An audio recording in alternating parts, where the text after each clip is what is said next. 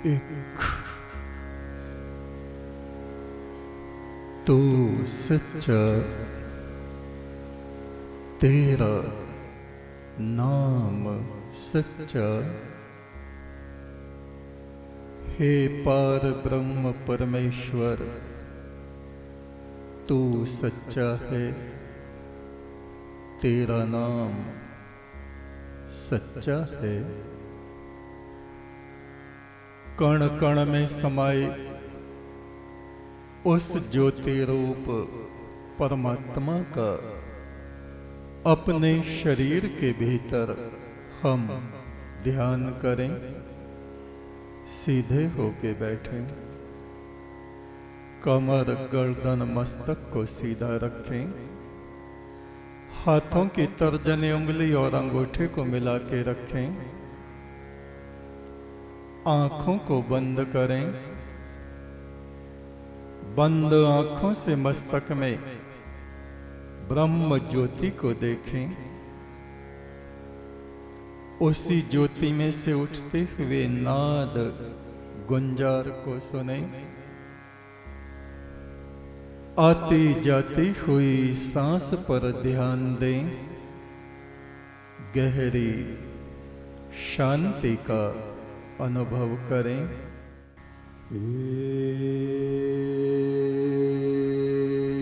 एक तो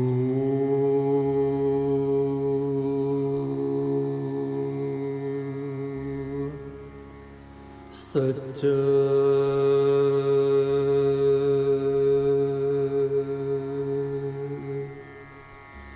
तेरा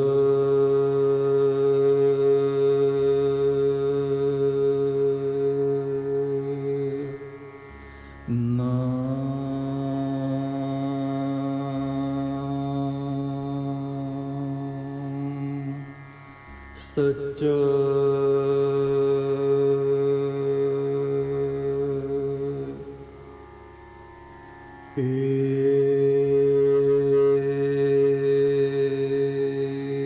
एक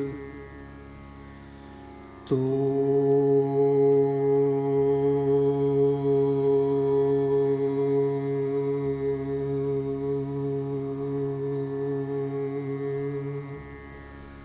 सच्चा,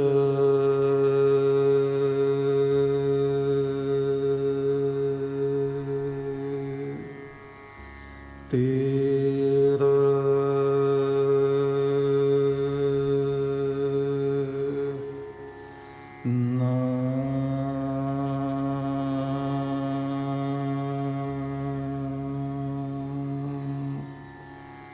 सच्चा,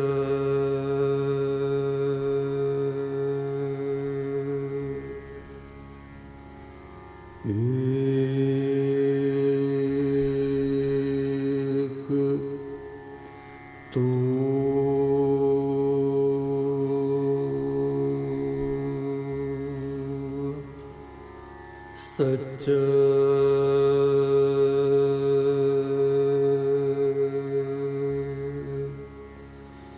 तेरा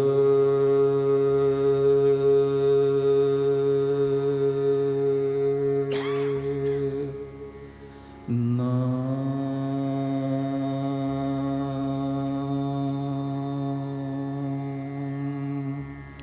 सच्चा,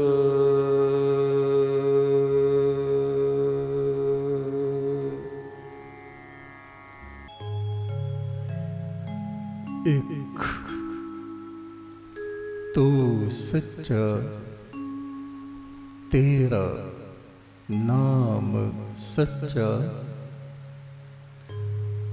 ऋग्वेद के ऋषि कहते हैं, ओम किष्टम कर्मणा नश्यत्यश्च कार सदा वृद्धम। इस नाशवान शरीर में रहते हुए जो उस अविनाशी परमात्मा की आराधना करता है, वह उस अविनाशी से जुड़ जाने के कारण स्वयं भी नाश रहित हो जाता है, अजर अमर हो जाता है। परम ब्रह्म परमेश्वर के अमर मित्रों में जाके वो मिल जाता है। इंद्रम न यज्ञ विश्वगोरतम भवसम दृष्टम दर्शनम ओजसा। ऐसे पुरुष की कोई बराबरी नहीं कर सकता जो सब में उस अजर अमर परमात्मा को देखता रहता है। महादेव शिव ने एक बार अपने सेवक नंदी से कहा, नंदी तुम उज्जैन में जाओ, वहां का राजा बड़ा धर्मात्मा है, किंतु उसको ईश्वरीय ज्ञान नहीं है। जो जैसा बता देता है उस तरह से पूजा पाठ तो करता रहता है, मंदिरों में भी जाता है, यज्ञ हवन दान भी करता है, साधु संतों और गरीबों की सेवा भी करता है, किंतु उसको तत्व ज्ञान नहीं है। तुम जाओ, कुछ दिन उसके पास रहो और उसको ईश्वर का ज्ञान मेरी आज्ञा से प्रदान करो। और तुम ये मत कहना कि तुम नंदी हो और मैंने तुमको भेजा है। एक साधारण व्यक्ति के रूप में तुम जाना। महादेव शिव के चरणों में प्रणाम करके नंदी एक साधारण मनुष्य का भेष बना के सिद्ध महात्माओं के भेष को त्याग के एक सामान्य नागरिक की तरह उज्जैन में पहुंचे। उस समय उज्जैन नरेश शिप्रा नदी में स्नान कर रहे थे। सूर्य की तरफ को मुख करके प्रातः काल में अर्घ दे रहे थे, देव तर्पण कर रहे थे।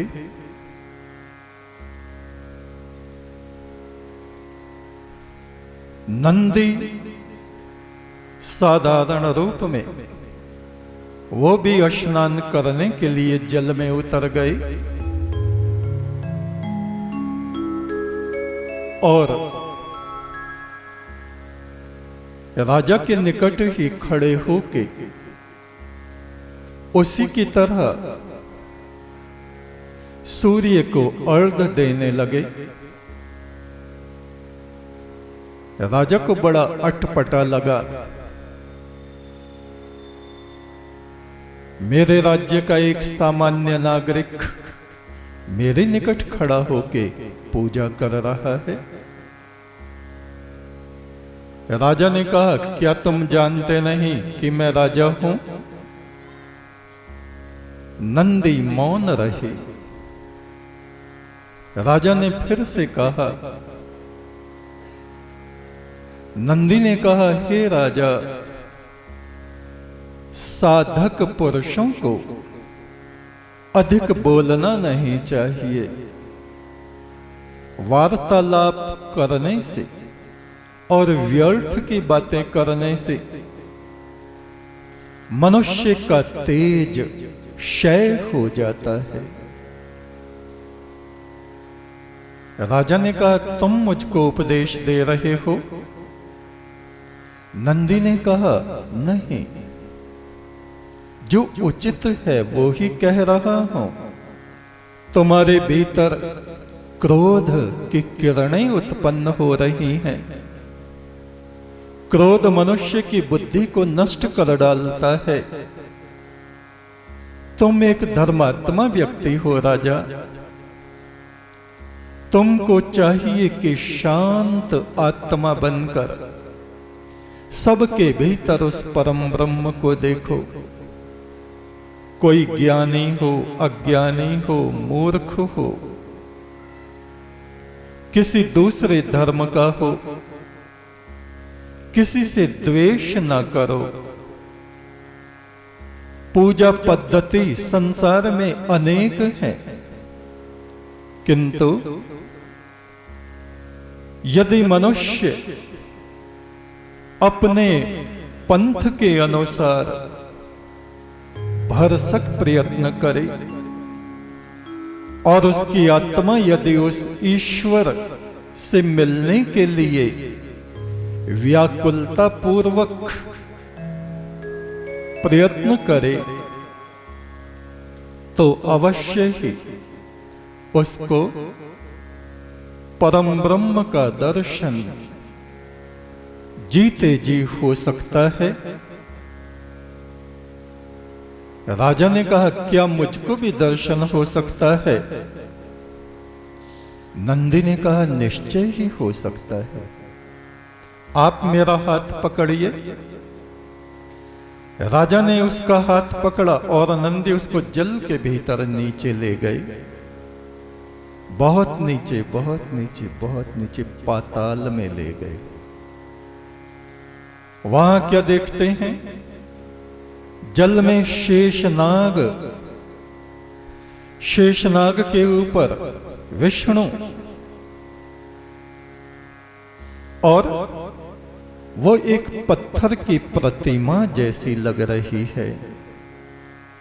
नंदी ने कहा, राजा देखो। राजा ने कहा, ये तो विष्णु की पत्थर की प्रतिमा है। हो सकता है कोई नगर पानी में डूब गया होगा, कोई मंदिर पानी में डूब गया होगा और ये मूर्त, ये तो पत्थर है। नंदी ने कहा, जरा हाथ लगा के देखो पत्थर को।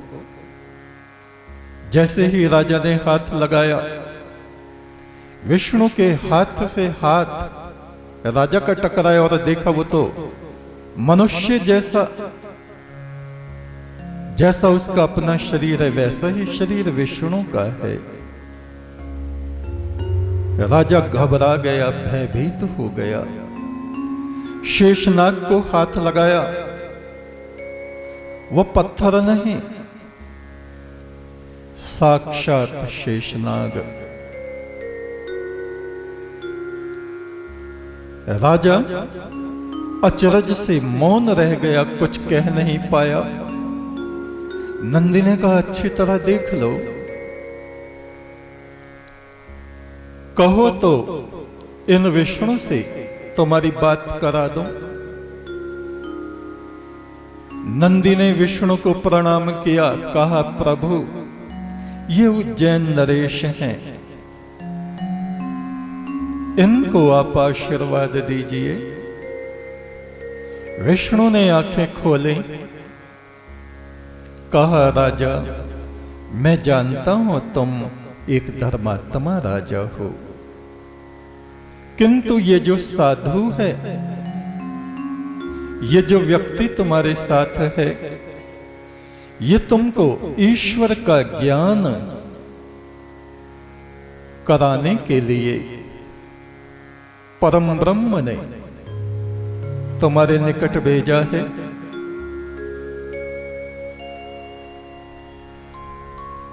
जाओ, इसके साथ जाओ। नंदी ने कहा, राजा मेरा हाथ पकड़ लो। हाथ पकड़ते ही वो दृश्य गायब, न वहां शेषनाग है न वहां विष्णु है। वे जल के ऊपर आ गए, जल से बाहर निकले, राजा नंदी के चरणों में गिर गया, कहा, तुम कौन हो?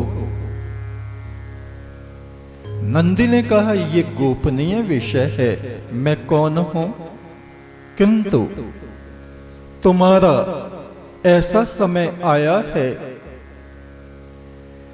कि तुम्हारे पुण्य का फल मेरे द्वारा तुम्हें प्राप्त होगा। हे राजा, ये जीवात्मा अनेक अनेक शरीरों में घूमता रहता है। मैं यहां खड़े खड़े ही बता सकता हूं तुम्हारे महल में इस समय क्या हो रहा है। तुम अपने कक्ष में किस तरह के वस्त्र छोड़ के आए हो। उस कोने में पुष्प रखे हैं। राजा अचरज में पड़ गया। उसने कहा, तुमको ये बातें कैसे ज्ञात हैं? नंदी ने कहा, मैं नहीं जानता मुझको कैसे ज्ञात हैं, किंतु जो मैं बता रहा हूं वो सत्य है। हे राजा, मैं तुम्हारे पिछले जन्मों को भी जानता हूं। चलो मेरे साथ, यहीं उज्जैन के निकट एक गांव है, मेरा हाथ पकड़ो, आंखें बंद करो। राजा और नंदी तुरंत उस गांव में पहुंच गए। कहा, राजा देखो, ये जो मकान है, इस मकान के दरवाजे पर 3 श्लोक लिखे हुए हैं, अच्छी तरह से पढ़ लो। पिछले जन्म में तुम ही इस मकान में रहते थे। एक धर्मयुक्त ब्राह्मण के रूप में तुम यहां रहते थे, परम ब्रह्म की आराधना किया करते थे। सबसे ऊपर का श्लोक देखो, ये तुमने लिखा था, वासांसि जीर्णानि यथा विहाय। जिस तरह से मनुष्य कपड़ों को उतार के, पुराने कपड़े उतार के नए कपड़े पहनता है, ऐसे ही ये जीवात्मा अनेक अनेक शरीर बदलती रहती है। दूसरा श्लोक देखो, इस नाशवान शरीर में वो अविनाशी अजर अमर परमात्मा ही निवास करता है। मनुष्य कोई और नहीं, ईश्वर ही है। किंतु अपनी आदतों के कारण, तृष्णा के कारण, वासनाओं के कारण वो पशु बना रहता है। साधना के द्वारा, गुरु की कृपा से इस तृष्णा का त्याग करके जो अविनाशी तत्व को ग्रहण करता है, जो साधना में लग जाता है, अपने मस्तक में जो उस परम ब्रह्म को देखता है, वह उस अविनाशी का ही स्वरूप हो जाता है। और वो मनुष्य ठीक वैसे ही कार्य करने लगता है जैसे कार्य नारायण विष्णु कर सकते हैं, शिव कर सकते हैं। वह अपनी मनुष्य सत्ता से ऊपर उठ के ईश्वरीय सत्ता में स्थित हो जाता है। और इसके लिए मनुष्य को बहुत अधिक ग्रंथ पढ़ने की आवश्यकता नहीं है, केवल कुछ बातों को समझ लेना चाहिए। जितने भी शरीर इस सृष्टि में दिखाई देते हैं, चाहे मनुष्य के हों, कुत्ते बिल्ली हों, वृक्ष आदि हों, इन सब के मूल में, पृष्ठ में एक ही सत्ता प्रवाहमान हो रही है।